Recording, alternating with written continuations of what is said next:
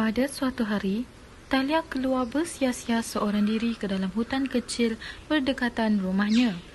Tiba-tiba, Wah, cantiknya tempat ini. Apa tu? Talia mendekati makhluk aneh itu.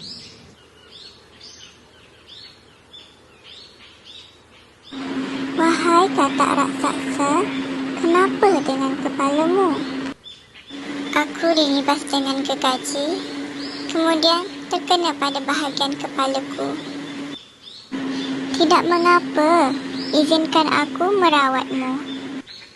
Talia kemudian mengambil pucuk daun dalut untuk diletakkan pada bahagian kepala katak raksasa yang luka. Sambil merawat kot-kot, Talia berbual seketika. Namaku Talia, nanti sembuhlah luka itu.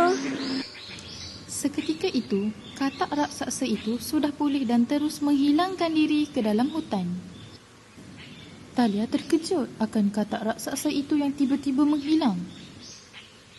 Talia pulang dan menceritakan peristiwa itu kepada ibu bapanya, tetapi mereka menganggap ianya hanyalah khayalan Talia semata-mata. Dikatakan juga timbul satu pertelingkahan antara satu suku dengan sekeluarga makhluk, iaitu keluarga katak raksasa. Katak raksasa itu digelar raksasa kot-kot. Pada suatu hari, adik Talia, Ginny, ditimpa demam panas. Mereka perlu menaiki kereta api untuk ke hospital. Ketika hendak sampai ke stesen tersebut, mereka disergah oleh seorang lelaki. Ha, kamu semua buat apa di sini? Kami hendak ke hospital. Anak kami demam panas. Bolehkah kami hendak tumpang naik kereta api ini? Mana boleh? Ini kawasan orang bekerja. Mana boleh sesuka hati hendak tumpang. Mereka berasa amat sedih dan hibur. Kemudian, keluar salah seorang lelaki yang kelihatan seperti salah seorang pemandu kereta api di situ. Tuan, ada kekacauan di kem Balat Timur. 20 orang cedera, manakala 7 orang meninggal dunia. Semuanya angkara katak-katak raksasa itu. Apa? Tidak boleh ini. Peristiwa sebatang balak yang menimpa sarang katak raksasa menyebabkan mereka kecederaan ringan dan terperangkap di kem balak itu. Mandor kem itu menetak semua katak raksasa yang terperangkap itu. Tiba-tiba, sekumpulan katak raksasa muncul dari dalam hutan. Cepat, tuan dan yang lain. Kita bersembunyi di sini dahulu. Kata Sidik sambil membawa Binjah dan beberapa pekerja yang lain. Namun begitu, keluarga Talia yang terkejut hanya mampu berdiri kaku di situ. Tiba-tiba, datang seekor kot-kot lalu melompat di atas bahu Dodo dan berkelip-kelip memandang Talia. Keadaan katak itu sama dengan katak yang Talia jumpa pada kali pertama. Binjah kehairanan. Terdetik dalam hatinya, kenapa katak itu tidak menyerang mereka? Mungkin katak itu takut dengan tanah ungu itu. Kalau begitu, mari aku tumpangkan kamu semua.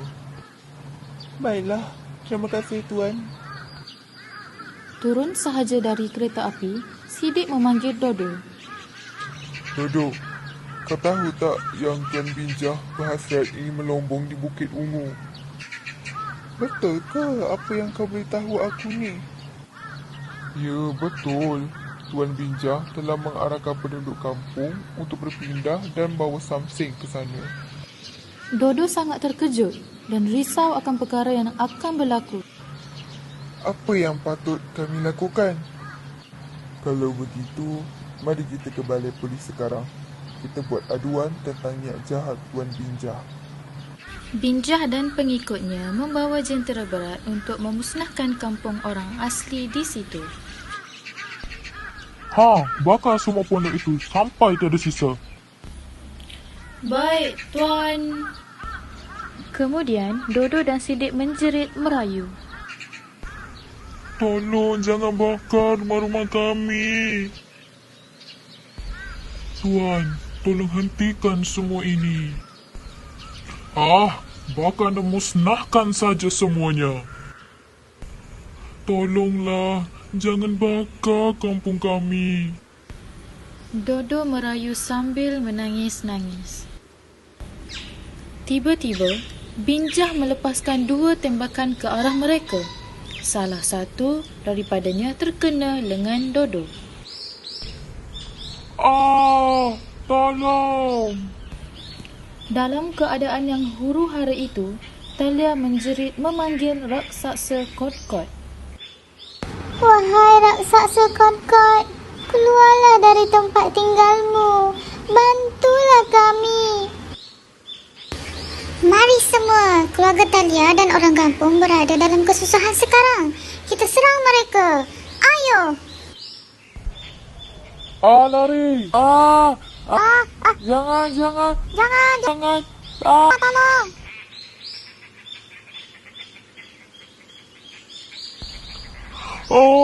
Tidak!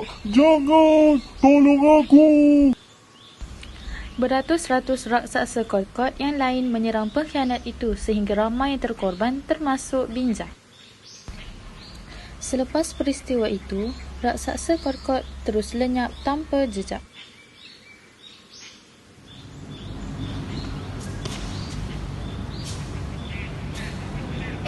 Hai. Nama saya Cikgu Atira. Jadi kamu semua dah tengok kan video sinopsis berkaitan dengan Talia dan raksasa Kot-Kot kan? Jadi cikgu nak terangkan semula berkaitan tema dan persoalan yang terdapat dalam cerpen Talia dan raksasa Kot-Kot. Tema bagi cerpen ini ialah konflik antara manusia dengan alam semula jadi, yang menceritakan mengenai konflik atau kontroversi yang berlaku antara masyarakat orang asli dan juga pihak yang tidak bertanggungjawab. Jadi, persoalan dalam cerpen ini ialah yang pertama, perbuatan baik dibalas baik.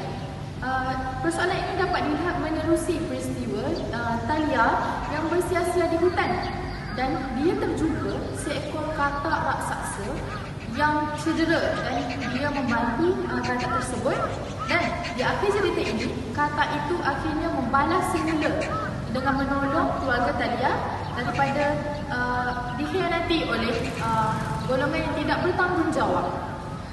Persoalan yang seterusnya ialah kasih sayang antara keluarga. Peristiwa ini dilihat jelas melalui keluarga Dodo dan Misa yang bimbang akan kesihatan anaknya Jini yang telah mengalami demam panas dan berusaha untuk membawanya ke hospital. Dan persoalan yang terakhir ialah sikap tamak segelintir manusia. Sikap tamak ini dapat dilihat melalui peristiwa Binjah dan anak buahnya yang sanggup untuk menebang dan memusnahkan perkampungan orang asli sehingga mereka hilang tempat tinggal demi keuntungan dan juga kepentingan mereka sendiri. Jadi, semua sudah jelaskan tentang tema dan persoalan. Seterusnya, cikgu serahkan kepada rakan cikgu untuk menerangkan mengenai elemen struktural dan seterusnya. Bye-bye.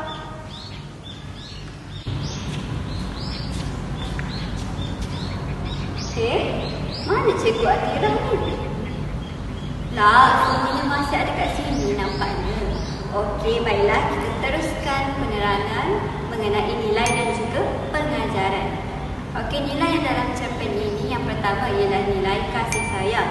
Contohnya, Dodo dan juga isterinya Misa yang bergegas ke hospital untuk merawat anaknya Jini yang sedang mengalami demam panas.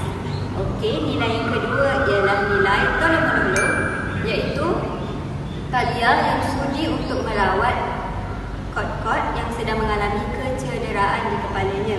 Okey, seterusnya nilai yang ketiga ialah nilai keberanian yang ditunjukkan oleh Dodo dan juga Sidik yang pergi ke balai polis untuk melaporkan mengenai niat jahat Binjah. Seterusnya, kita beralih kepada pengajaran. Pengajaran yang pertama ialah kita mestilah mempunyai rasa kasih sayang terhadap keluarga kita. Pengajaran yang kedua ialah kita mestilah berani dalam mempertahankan hak kita. Dan pengajaran yang terakhir iaitu kita mestilah saling menolong antara satu sama lain, terutamanya kepada mereka yang sedang mengalami kesusahan, tidak kira manusia atau juga haiwan. Okey, baiklah, itu sahaja untuk nilai dan juga pengajaran daripada Cikgu Nabila. Jadi sekian sahaja. Bye.